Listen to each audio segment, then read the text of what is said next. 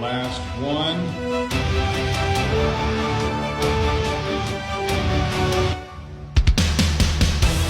We are done. It is time to put in our new ceiling light. Look at this. This is, let me grab the wire here. This is an arc reactor, and it's going to be an Iron Man's chest, and it's going to be the new ceiling light for the whole room. We rewired this light right here. Ready for this? Yeah. We're going to hook it up so you can see Iron Man's right there. Okay. So that's the new light for the This ceiling. this is the ceiling light, and we're going to connect it right here. Check this out. I don't know if the light switch. Oh, yep. Oh, it's on. It's on. Okay. All right. Here we go. Let's hide this cable. You choose the right setting that you want.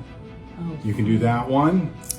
You can do this. Here we Let's go. take this plastic thing off so we can see the whole thing. 1, 2, 3.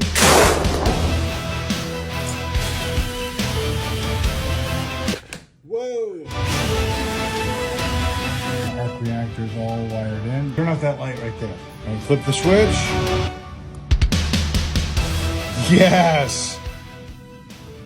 Get that wire in. This is my favorite part of the movie, just inserting it right into his chest. Ready?